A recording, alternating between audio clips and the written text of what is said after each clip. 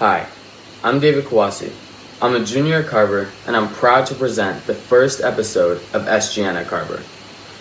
Now, I know one thing you're wondering is, what is SGN? Well, it stands for Some Good News.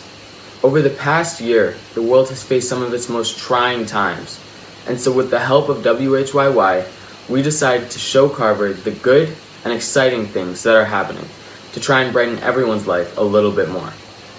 I, along with multiple of your fellow students, will be working on bringing some good news to everyone in the Carver community about the Carver community 2 times a month. So without further ado, let's get into the first episode.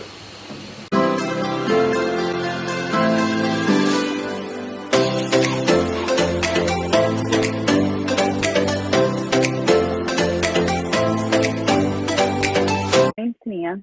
In this episode of STN, we will be talking about how a Carver student, Ramier Jones, organized marches and rallies around gun violence and how this journey impacted him on a personal level. So Ramier, the first question I have for you is, what organization are you working with? The unique thing about us is we're not a part of an organization that was previously made. We actually made this organization ourselves, and we like to call it an initiative. It's us joining together for a task, and the name for it is Enough is Enough. What's the meaning behind it, and what persuaded you guys to create up with the name?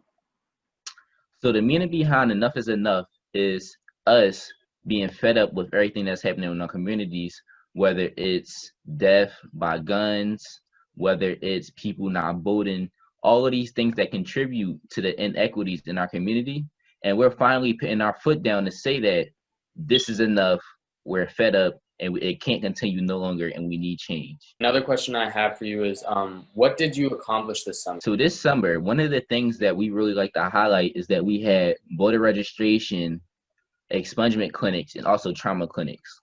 So one thing that we accomplished was getting people registered to vote, because voting is very important when it comes to the government and things that we have in our community, and also getting people to be a part of the expungement clinic where they can have things on their record that may not be favorable and I like to call it expunged, or for other people that don't know what that means, be cleared off their record. What was it like leading a protest, and did you have a certain mindset throughout that day and that event? Leading a protest was weird for me because before that day, I was never a part of a protest.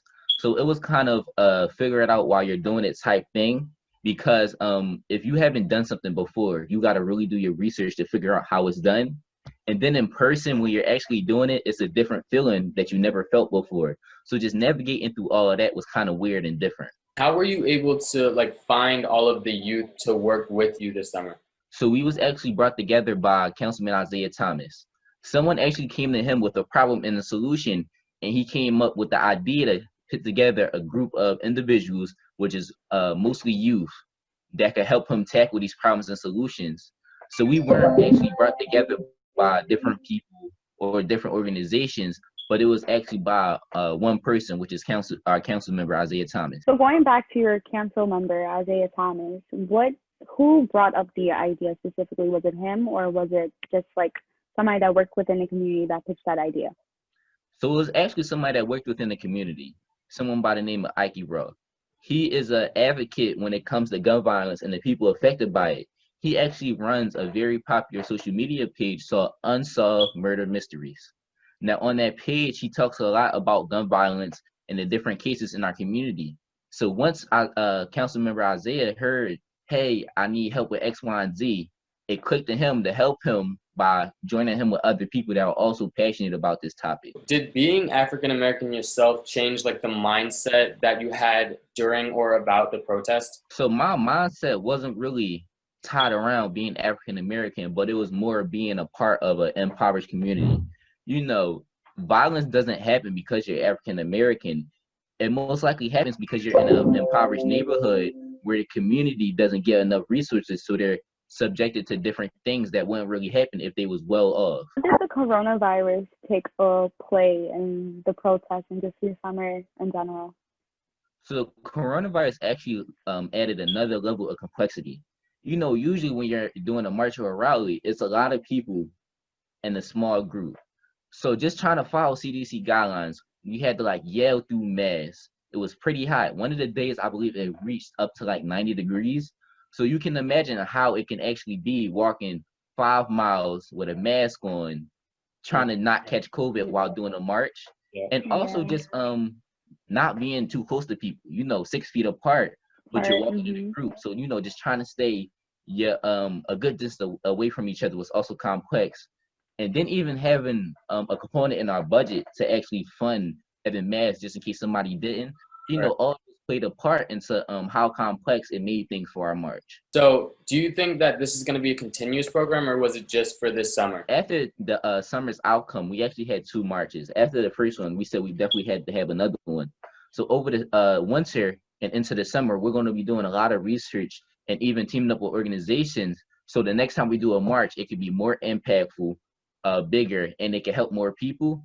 So that's more of the guidelines we're going through going into our next march, even though we're not going to have one anytime soon. Last question. Do you feel like a neighborhood hero, or how do you personally feel as if like you impacted your community? So I believe neighborhood hero is a bit of a stretch. It was more like me doing my due diligence to, to give back to the community, to make sure that we're destroying a lot of the things that make it bad for us. And as someone who lives in the community, it's my responsibility to help the community become better. So I feel like it's not really being a hero, but it's more of like me being an active participant in my community. That's all the questions we have for you today. I would just like to thank Ramier and Tania for being here today.